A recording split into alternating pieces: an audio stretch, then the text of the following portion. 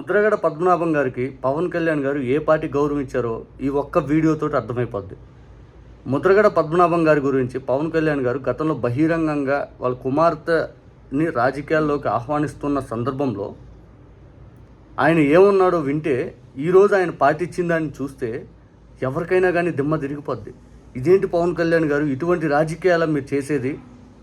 జనాలంటే మీకు ఇంత పిచ్చోళ్ళలా కనపడుతున్నారా? భారీ బహిరంగ సభలో మీరు ఇచ్చిన మాట కట్టుబడిన విధానం ఏది? ముద్రగడ పద్మనాభం గారికి మీరు ఇచ్చిన గౌరవం ఏది? ఈరోజు నాదెండ్ల మనోహర్ గారు వచ్చి ఆయన గవర్నర్ పదవి ఇద్దాం అనుకున్నాము, అది ఇద్దాము ఇది ఇద్దాం అని అనుకున్నారే, అధికారం వచ్చాక ఇదే ముద్రగడ పద్మనాభం గారు మీకు ఎందుకు కనపల్లా?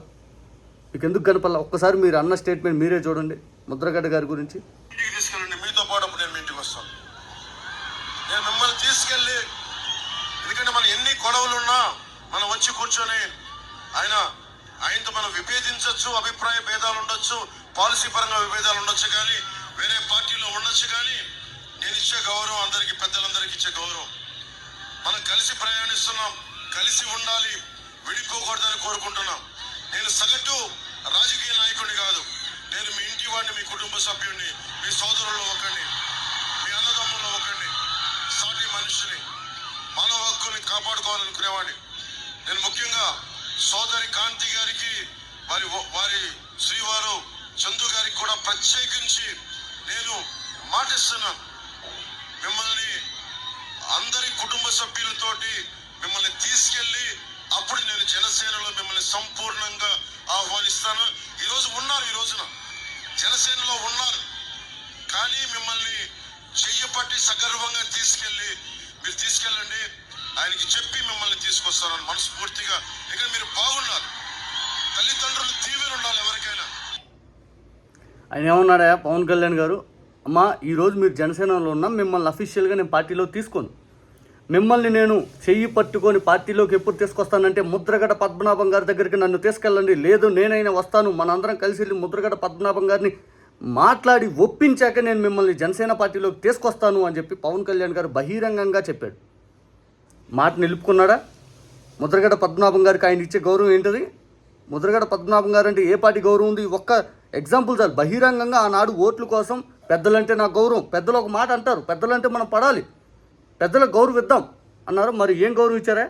ముద్రగడ పద్మనాభం గారికి చెప్పేనా వాళ్ళ కుమార్తెని మీ పార్టీలోకి ఆహ్వానించారు? ముద్రగడ పద్మనాభం గారితో మాట్లాడారా మీరు? ఆ రోజు బహిరంగంగా ఏం మాట్లాడారు? ఆ రోజు బహిరంగంగా ఏం చెప్పారు మీరు? చివరాఖరికి అన్ని మాటలు చెప్పి ఈరోజు వచ్చేసి పూర్తి స్థాయిలో మీ రాజకీయ ఒడిదుడుకులు ఇబ్బంది పడుతున్నామని చెప్పి గవర్నర్ పదవి ఇస్తాము, ఇప్పిద్దాం అనుకున్నాము, ఆయన ఈ పార్టీలోకి వస్తాడు అనుకున్నాము, అటు వెళ్తాడు అనుకున్నాము, పార్టీలు వేరన్నాము, ఇవే చెప్పేది. ఆనాడు చెప్పిన మాటకి ఈనాడు ఎందుకు కట్టుబడలేదు పవన్ కళ్యాణ్ గారు? మీరు ఎందుకు కట్టుబడలేదు? ఇంత దారుణమైన రాజకీయ విధానాలా మీ? మళ్ళీ ఆ కుమార్తెని రానివ్వలేదు, చూడనివ్వలేదు. ఐదంటే ముద్రగడ పద్మనాభం గారు పట్టుదల మనిషి, ముద్రగడ పద్మనాభం గారు పోరాడే వ్యక్తి, ముద్రగడ పద్మనాభం గారు తల దించే వ్యక్తి కాదు. మీరు సినిమా డైలాగులు చెప్తారు, ఆయన సినిమా డైలాగులు చెప్పడం, ఆయన పాటిస్తారు, మీరు పాటించరు.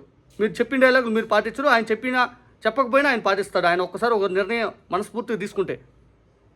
అసలు ఈరోజు వాళ్ళ కుమార్తె ఆయనకు దూరం కావడం కారణం మీరు కాదా? అంతకుముందు ఆమె విధానాలు కాదా? పెద్దలంటే అంత గౌరవం ఉండాలనుకున్నప్పుడు ఈరోజు ఆమె ఎందుకు గౌరవించలేకపోయింది? మీరు ఎందుకు మా ఆయనతో మాట్లాడలేకపోయారు? ఇదే క్రాంతి గారు పూర్తి స్థాయిలో ఆయనకు ఎందుకు మద్దతుగా నిలవలేకపోయారు? ఆరోగ్య సమస్యలు ఉన్నప్పుడు ఎందుకు రాజకీయాలు చేయాలనుకున్నారు? తల్లి ఇబ్బంది పడుతుంటే ఎందుకు ఇంట్లో రానివ్వలేకపోయారు? ఇవన్నీ జనాలు అడగరా? టీవీల ముందు ఇట్లా ఏడ్చిన వీడియోలు బయటికి బ్యాక్గ్రౌండ్ మ్యూజిక్తో పెట్టి మరీ వదులుతున్నారంటే ఇంకేమనుకోవాలి మిమ్మల్ని? సింపతి గెయిన్ పాలిటిక్స్ కాదు ఇవి. ముద్రగడ పద్మనాభం గారికి మీరు ఇచ్చే గౌరవం ఏ పార్టీతో ఒకసారి మీరే ఆలోచించుకోండి.